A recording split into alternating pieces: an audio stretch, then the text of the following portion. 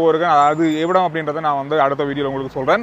இப்போ இந்த சிந்து நகரத்திலிருந்து நான் இன்னும் ஒரு இடத்துக்கு போகிறேன். இங்கே இருக்கிற ஒரு சிறப்பான விஷயம், சைனாவிலேயே இருக்கிற ஒரு சிறப்பான விஷயம், சீனாவில் மட்டும் அதாவது சீனாவில் இந்த சிட்டியில் மட்டும்தான் இருக்குது, இந்த நகரத்தில் மட்டும்தான் இருக்குது இந்த பாண்டா கரடி அப்படின்னு சொல்லுவோம். இதை வந்து நாங்கள் பார்க்க போகிறோம். அதுக்கு முதல்ல இந்த நகரத்தை பற்றி கொஞ்சம் சொல்லணும். அதாவது குவான்சோ நகரத்திலிருந்து இந்த நகரம் வந்து கொஞ்சம் வித்தியாசமாக இருக்குது. வித்தியாசமானா நல்ல க்ளீனாக இருக்குது, சுத்தமாக இருக்குது. பாதையில் எங்கேயுமே வந்து குப்பையை பார்க்க இயலாது, அந்தளவு சுத்தமான ஒரு நகரம். இந்த நகரம் வந்து சீனாவுடைய நகரங்களில், அதாவது அபிவிருத்தி அடைஞ்சு வர நகரங்களில் இது ஆரம்ப நிலையில் இருக்க நகரம்னு சொல்கிறாங்க. அப்படி பார்க்கும்போது பாருங்கள், ஆரம்ப நிலையே எப்படி இருக்குன்னா எப்படி அபிவிருத்தி அடைஞ்சா எப்படி இருக்குன்னு யோசிச்சு பாருங்கள். இந்த நகரத்தினுடைய அழகை பாருங்கள் எப்படி இருக்கட்டும். எங்கேயுமே குப்பை பார்க்க முடியாது. நீங்கள் சீனா அரசாங்கம் வந்து எப்படி மக்களை கவனிக்கிறாங்க, மக்களுக்கு வந்து எல்லா மக்களுக்கும் வந்து இந்த அரசாங்கத்துடைய சலுகை, இந்த நாட்டினுடைய சலுகை வந்து போய் சேரணும் அப்படின்றதுக்காக இங்கே எவ்வளவுதான் பணக்காரர்களாக இருந்தாலும் ஒரு வீட்டுக்கு மேலே வாங்க முடியாது. ஒரு வீட்டுக்கு மேலே இங்கே வாங்க இயலாது. வாங்கினீங்கன்னா அதிக அளவான வரி கட்டணும், டேக்ஸ் கட்டணும். அதனால் எவ்வளோ பெரிய பணக்காராக இருந்தாலும் ஒரு வீடு தான் இங்கே இருக்குமா. அது தவிர வேறு எந்த ஒரு சொத்தும் அவருக்கு இருக்காது. கார் இருக்கும், வாகனங்கள் 1-2 வச்சுருக்கலான்னு சொல்கிறாங்க. ஆனால் வீடுன்றது அப்படி இருந்து ஒரு வீடு தான்.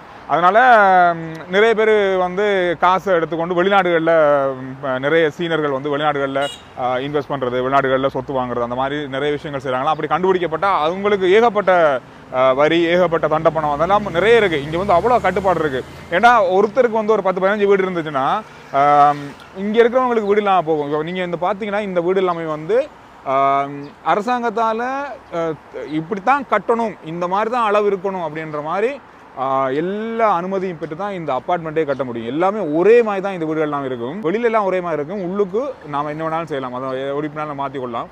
வெளி அமைப்பு வந்து அப்படி தான் இருக்கணும் அப்படின்ற ஒரு பெரிய கட்டுப்பாடு இருக்குது. எவ்வளோ வித்தியாசமான விஷயங்களை வந்து யோசித்து இவங்க செய்கிறாங்க. அது மட்டும் இல்லாமல் இங்கே இருக்க அடிமட்ட மக்களுக்கும் எல்லா சலுகைகளும் போய் சேரணும்.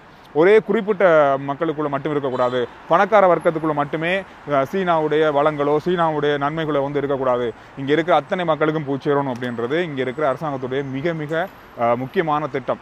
அப்படி பார்க்கும்போது நம்ம நாட்டில் இந்த மாதிரியான விஷயங்கள் வந்து நம்ம நாடை பொறுத்தவரையில் ஒரு குறிப்பிட்ட ஆட்களுக்குள்ளே எல்லாமே இருக்கும், சிலருக்கு எதுவுமே இருக்காது. இந்த மாதிரி விஷயங்கள் இருக்குது. ஆனால் அந்த விஷயத்துக்கு வந்து எல்லாமே வந்து எல்லாருக்குமே பிரித்து கொடுத்துருக்காங்க. இங்கே இருக்கிற நிலங்கள் எல்லாமே வந்து அரசாங்கத்துக்கு சொந்தமான நிலம் தான். கடை கட்டினா என்ன கட்டினா என்ன, இது எல்லாமே அரசாங்கத்துக்கு சொந்தமான நிலம் தான். இன்றைக்கு வந்து இந்த இடத்துல வந்து அவங்க ஏதாவது பண்ண போகிறாங்க, இல்லை ஒரு ரயில்வே ஸ்டேஷன் அமைக்க போகிறாங்கன்னு சொன்னால் இந்த கட்டடத்தை உடைச்சிட்டு வாங்கலாம்.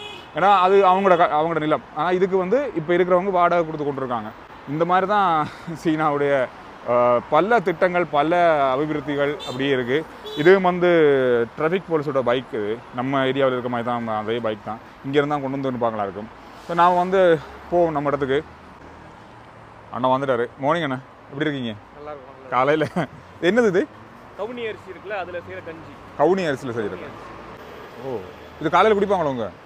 இதில் ஒன்று தொங்க போட்டுட்டு இதில் ஒரு பாயிண்டா, இதில் உண்டு, இதில் உண்டு, அங்கே உண்டு, 4 எல்லாம் 5 அங்கேயும் இருக்கு, அதுலேயும் தொங்குது.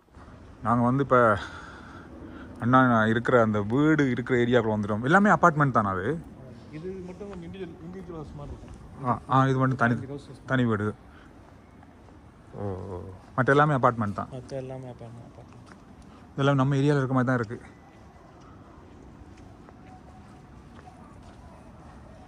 அந்த ஏரியா அது எல்லாமே அப்பார்ட்மெண்ட் தானே? வாக்கில் தங்குற அப்பார்ட்மெண்ட் புதுசாக இருக்குது. ஸோ இதெல்லாம் சொந்தமாகவும் வாங்கலாம், வாடகைக்கும் இருக்கலாம். சொந்தமாக வாங்கியிருக்கவங்க வாடகைக்கு விடுவாங்க. சொந்தமாக வாங்குறாருந்தா ஒரு இந்த அப்பார்ட்மெண்ட்டில் எவ்வளோ வரும் இங்கே?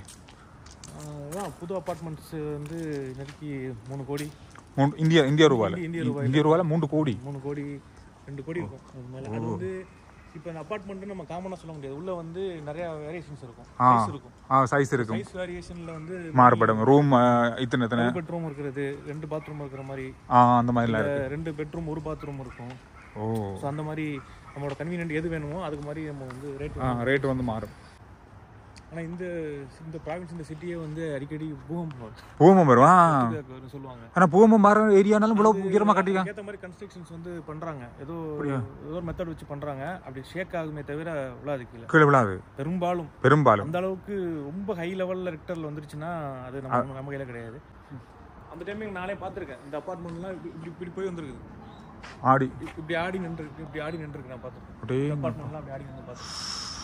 அப்படி ஆடினாலே முடிஞ்சு வெளில வந்து நிற்போம், லைட்டாக ஒரு ஷேக் இருக்கும் அப்படி. ஓ அந்த அளவுக்கு கட்டிருக்காங்க பாருங்க.